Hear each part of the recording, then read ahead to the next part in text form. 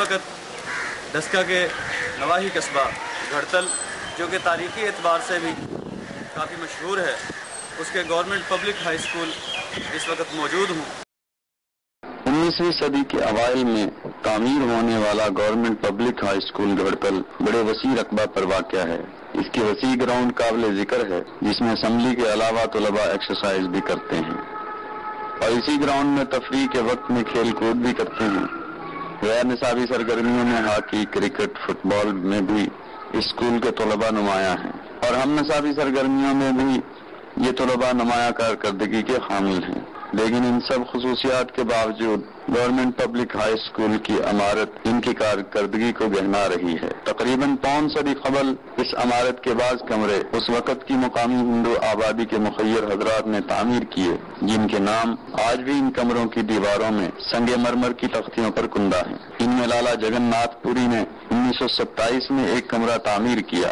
दीवान ज्ञान चंद मुलक राज ने 1928 में, lieutenant colonel Madan Lal साहबपुरी civil surgeon ने 1930 में, राय बहादुर लाला ब्रिजलाल साहबपुरी ने 1930 में और बशिंबर नाथ पिंबड़ी ने 1931 में अपने वालिद की तरफ से कमरे तामीर किए। इन कमरों की हालत इंतहाई खस्ता है। इनकी दीवारें, दरवाजे, खिड़कियां टूटी हुई हैं। जगह जगह से दीवारों से प्लस्तर उखड़ चुका है और दीवारों में दरारें पड़ी हुई हैं। तलबा से वक़्त की पाबंदी करवाई जाती है, मगर बाज़ असातिज़ा स्कूल हाजिरी के वक़्त को अपने ज़ाती इस्तेमाल में लाते रहते हैं, जिससे तलबा की पढ़ाई पर गहरा असर पड़ता है। स्कूल की लाइब्रेरी की हालत भी इंतहाई नागुफ्ताबे है। किताबों के लिए अलमारियां मुयस्सर नहीं, जिसकी वजह से किताबें लाइब्रेरी के कमरे में बिखरी पड़ी हैं और हजारों रुपए मालियत की किताबें गर्दो गुबार और मौसम के तगय्युर और तबद्दुल की वजह से जाया हो रही हैं। तलबा के पीने के लिए साफ पानी की दस्तयाबी के लिए ना तो बिजली से चलने वाली कोई मोटर है और ना ही कोई फिल्ट्रेशन प्लांट नस्ब किया गया, बल्कि स्कूल का वाहिद हैंड पंप ही तलबा की प्यास बुझाता है। राना मोहम्मद इरशाद, दुनिया न्यूज़, डस्का।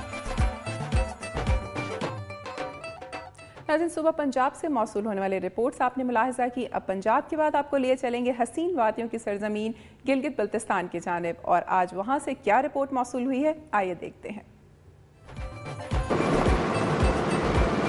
4 जनवरी 2010 को लैंडस्लाइडिंग से अताबाद और सरट गांव के 19 अफराद हलाक और 7 शदीद जख्मी, जबकि 103 खानदान मुतासिर हुए।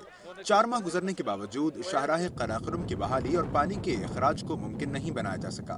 लैंडस्लाइडिंग से न सिर्फ पाक चीन तिजारत मुतासिर हुई, बल्कि जिला हुंजा का बालाई इलाकों से जमीनी राबता भी मुनक़ता हो गया।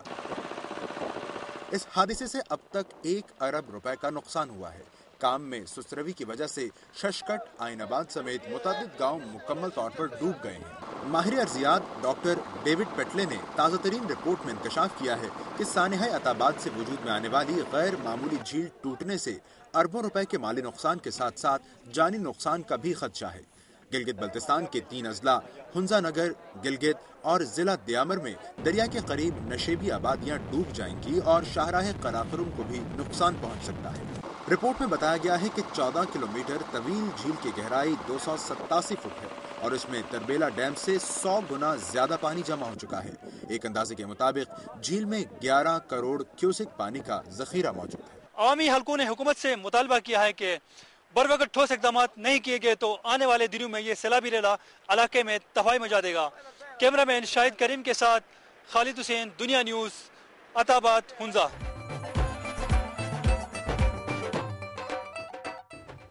नाज़रीन, गिलगित बल्तिस्तान की सूरत हाल आपने मुलाहिजा की। अब आपको लिए चलेंगे जन्नत नज़ीर वादी, कश्मीर की वादियों में। नाज़रीन, मुल्क भर की तरह आज़ाद कश्मीर में भी रेड क्रॉस और रेड क्रिसेंट का आलमी दिन मनाया गया है, जिसकी तफसीलात हमें बताएंगे औरंगजेब जराल अपनी इस रिपोर्ट में।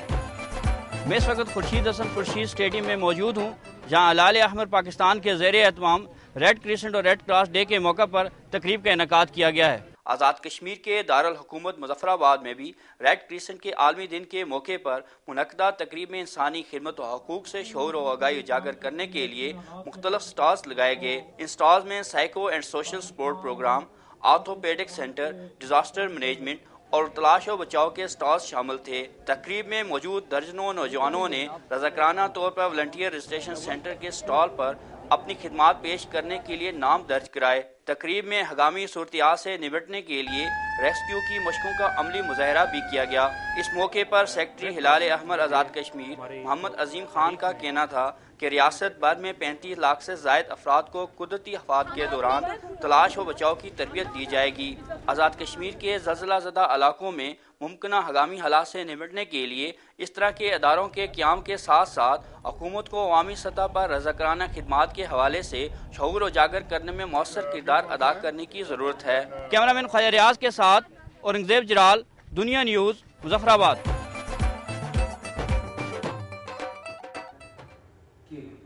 اور ناظرین، پروگرام کے آخر میں حسب معمول وفاقی دارالحکومت اسلام آباد چلیں گے۔ ادیب اور شاعر ہمیشہ سے پذیرائی کی تمنا رکھتے ہیں، اور اگر یہ پذیرائی حکومت کی جانب سے ہو تو کیا ہی بات ہے۔ اسلام آباد میں پس زندہ 2010 ادبی ایوارڈ کا انعقاد کیا گیا، جس کی تفصیلات جانتے ہیں عدنان امجد خان سے۔ اس وقت میں موجود ہوں اسلام آباد میں وزیر اعظم سیکریٹریٹ، جہاں پر پس زندان 2010 ادبی ایوارڈ کا انعقاد کیا گیا ہے۔ ادبی ایوارڈ 2010 میں کل 7 کتابوں کے مصنفوں کو بہترین تخلیق پر انعامات سے نوازا گیا ہے۔ تقریب میں وزیر اعظم پاکستان سید یوسف رضا گیلانی کی کتاب چائے یوسف سے صدا کو بھی بہترین کتاب قرار دیا گیا۔ اس کے علاوہ پاکستان مسلم لیگ نون کے رہنما مختوم جاوید ہاشمی کی کتاب تختہ دار کے سائے تلے اور شہید ذوالفقار علی بھٹو کی کتاب اگر میں قتل کر دیا گیا کے علاوہ حبیب جالب، طارق خورشید، حمید اختر اور ظفر اللہ پوشنی کی کتابوں کو سال 2010 کی بہترین کتابیں قرار دیا گیا ہے۔ تقریب کے مہمان خصوصی وفاقی وزیر تعلیم سردار آصف احمد علی نے خطاب کرتے ہوئے کہا کہ ادبی ایوارڈ میں منتخب کتابوں کے مصنف خراج تحسین کے حقدار ہیں، کیونکہ انہوں نے آمریت کے دور میں کلمہ حق بلند کیا اور جمہوریت کی بقا کے لیے قید و بند کی صحبتیں بھی برداشت کی۔ سردار آصف احمد علی نے کہا کہ وہ ادب کے فروغ کے لیے وزیر اعظم سے درخواست کریں گے کہ وہ اس ادارے کو 10 کروڑ روپے کی گرانٹ دیں۔ تقریب میں ایوارڈ حاصل کرنے والے مصنفوں کا کہنا ہے کہ اگر حکومت مصنفوں کی حوصلہ افزائی کرے تو اس میں کوئی شک نہیں کہ یہ محروم طبقہ ملک کی ترقی میں اہم کردار ادا کر سکتا ہے۔ کیمرامین مدثر شاہود کے ساتھ عدنان امجد خان، دنیا نیوز، اسلام آباد۔ آج کا پروگرام آپ نے ملاحظہ کیا، قصور کے کھیس ہوں یا کوہاٹ کے امرود، نصیر آباد کے مسائل ہوں یا سوات کے دور افتادہ علاقے، اکا معروف بامی خیل کے عوام کی مشکلات، میری دھرتی میری دنیا کی ٹیم کی کوشش رہی ہے کہ تاجروں کے ساتھ ساتھ غریب عوام کی مشکلات کو بھی ارباب اختیار تک پہنچایا جائے، اور ہماری یہ کوشش آپ کے تعاون کے بغیر ممکن نہیں۔ اپنی تجاویز اور آراء کے لیے ہمارا ای میل ایڈریس نوٹ کر لیں، mdmd@duniatv.tv۔ پروگرام کا وقت ختم ہو رہا ہے، پھر حاضر ہوں گے دلچسپ معلوماتی اور مسائل کی نشاندہی کرتے رپورٹس کے ساتھ۔ اپنی میزبان امینہ خان اور میری دھرتی میری دنیا کی ٹیم کو اجازت دیجیے، اپنا بہت خیال رکھیے گا، اللہ حافظ۔